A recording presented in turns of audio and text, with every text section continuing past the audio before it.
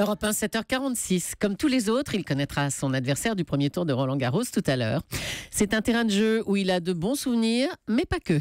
Jo-Wilfried Tsonga est votre invité, Thomas, pour l'interview vérité d'Europe 1. Bonjour Jo-Wilfried Tsonga. Bonjour. Ma première question, elle est toute simple. C'est aussi l'expression de l'inquiétude de vos nombreux supporters.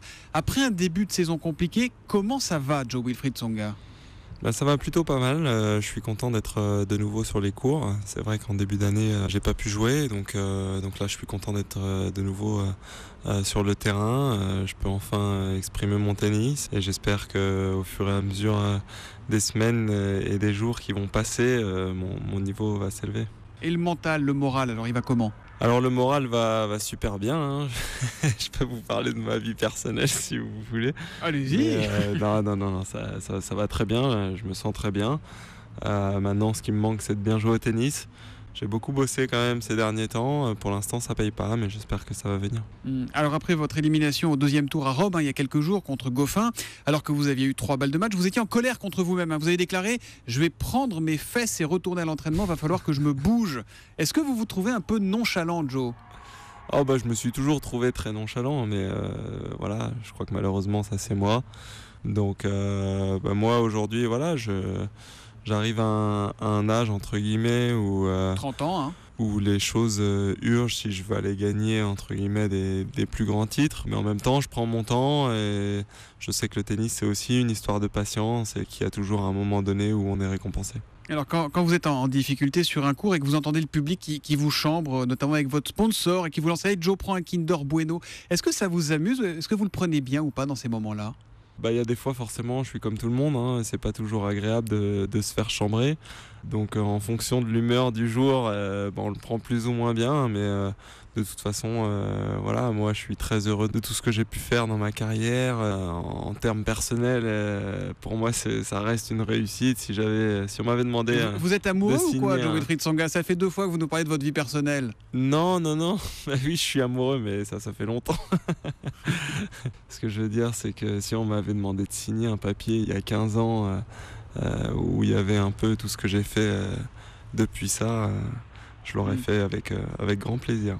Et ce public français, il est pas sympa avec vous ? Il n'est pas assez sympa ? Il vous pousse pas assez ? Il vous soutient pas assez quand ça va mal, notamment ? Vous avez tendance un peu à vous renfermer quand ça va pas. Si. En fait, le public français a toujours été assez fabuleux avec moi. Il y a eu, entre guillemets, un petit épisode...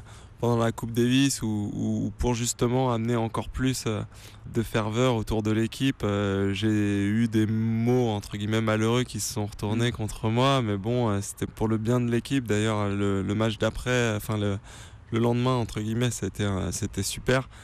Mais bon, voilà, c'est comme ça fait partie aussi du jeu. On est là, on vit des choses extraordinaires. Enfin, moi, je vis des choses extraordinaires depuis maintenant plusieurs années. Ça fait aussi partie du jeu de temps en temps que de se faire chahuter. Donc voilà, je le prends avec philosophie et puis j'essaye de faire les choses bien comme depuis le début de ma carrière. Bon, revenons à Roland-Garros. Est-ce qu'il y a une appréhension particulière pour un joueur français ? Est-ce que c'est vraiment plus compliqué pour un tricolore de jouer dans son jardin ? Honnêtement, moi, ça m'a toujours souri. Au début de ma carrière, on m'avait prédit que j'allais pas passer beaucoup de tours à Roland-Garros, quoi qu'il arrive. Donc je pense que moi, c'est quelque chose qui me galvanise, justement. J'ai toujours eu le soutien du public dans ces moments-là. Donc non, pour moi, c'est quelque chose de très positif que de pouvoir jouer à Roland-Garros. Il faut dire que Roland-Garros, vous êtes déjà bien réussi. Il y a 2 ans, vous sortiez Federer en quart de finale, mais vous butiez sur Ferrer en demi. Vous pensez pouvoir faire mieux cette année ? Mieux, c'est au moins la finale, hein.